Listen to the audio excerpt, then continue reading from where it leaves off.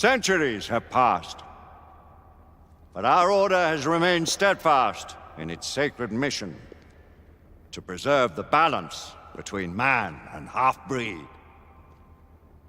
Such was the quest of our founder, King Arthur.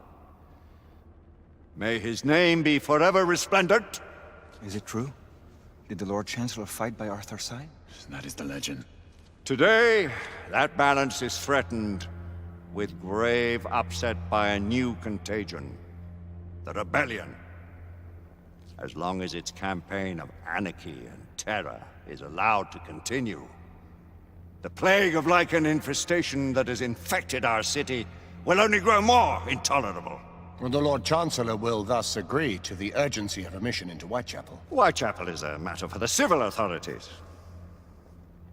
When the noble Arthur sought to contest for truage with the Roman Emperor Lucius, he did not trouble himself with issues of jurisdiction. Do not presume to quote history to me, Sir Percival.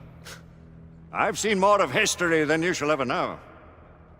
I remind the knights here assembled that the threat to this order comes not only from without, but within.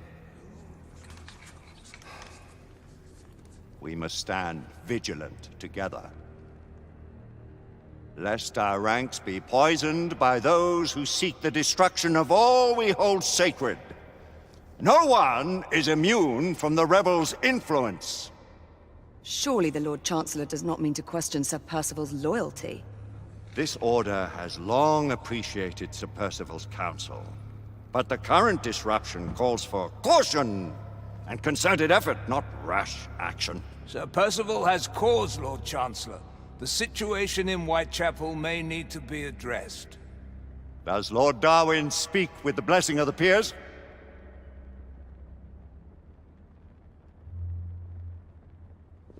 Lord Hastings, Lord Dunglass. He does, Lord Chancellor. Perhaps the question should be put to the Council. Very well. What says the Order of Her Majesty's Royal Knights in the matter of Whitechapel? Aye or nay? Nay! The nays have it. This council is dismissed.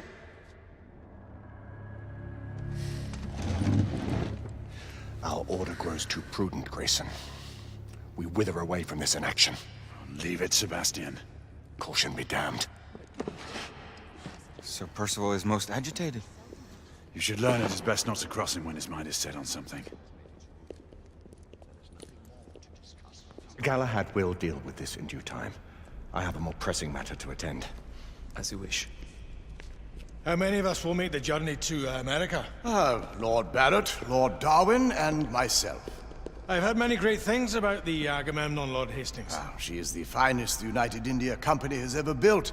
I can promise you a pleasant and speedy journey across the Atlantic. Can we expect your presence at the launch, Sir Lucan? Would be my honor to see you off on your maiden voyage, my lords. Sir Lucan, if I may. If you would permit me, my lords. Of course, Sir Percival. Alistair, you know as well as I do that Whitechapel is the key to these disturbances, to everything. My opinion is immaterial. The council has spoken. Few dared countermand your father's express wishes. Need I remind you that we all serve at the Lord Chancellor's pleasure? You are the Knight Commander! Make him see reason. You think an incursion into a rebel stronghold is reasonable? I consider it an acceptable risk. One for which you'd be willing to accept full responsibility should unforeseen circumstances arise. Let what befalls be upon my head, no one else's. Whitechapel remains off limits. That is officially. You have my thanks, Sir Lucan. Of your thanks I have no need. Bring me results. As the Knight Commander wishes.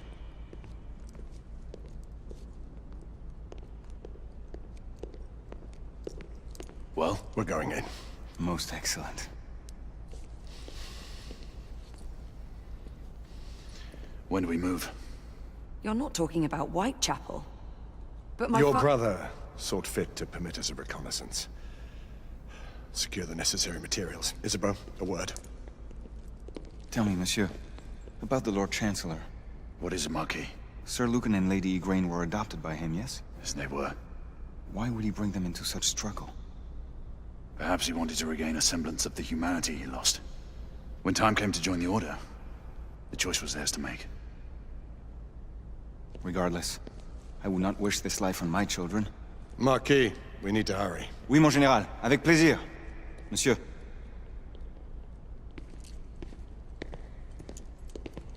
Friend Mallory has always been something of a rogue operative. I've never known a better man. Still, I shall rely on you to be call it a sobering influence. Sebastian and I have long been partners. I trust him with my life. A little restraint would not be ill-advised. Do look after my sister, won't you? No man in the realm can keep Isabeau from danger when she's of a mind. Oh, you say true. What's a brother to do, eh? Good luck and Godspeed. What new developments do you have to show me? Quite a few intriguing things, if I may say so.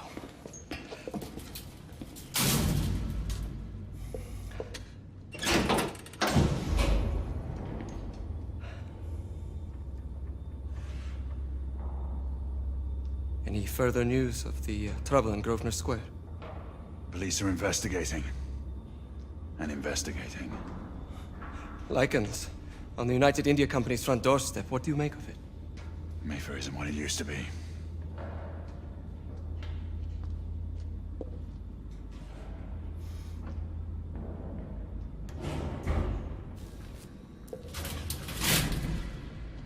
Permit me to oversee a few of my new experiments. In the meanwhile, take a look around. Play with whatever strikes your fancy. But do be careful. Here is something you may find interesting. This device allows you to convert between Edison's inefficient direct current and my superior alternating current. Quite handy for overloading and incapacitating certain electrical systems.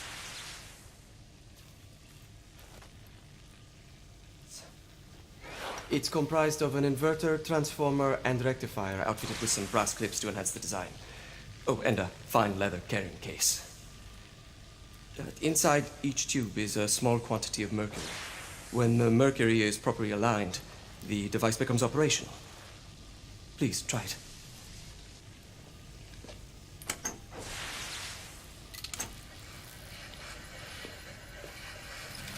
Ah, You never cease to amaze, Nicola.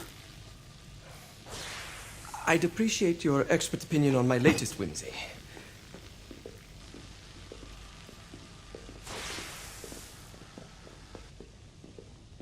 Here.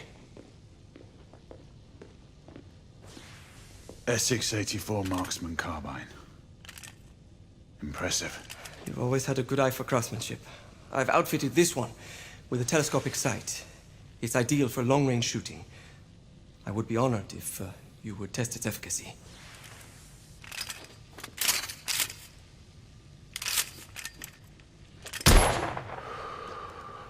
Some muffling might be in order as well. I'll attend to it immediately. So, are there any other of my children that you would like to meet? The offer's tempting, but I must return to the others. Of course. Oh, the monocular that General Lafayette requested is over there on the table.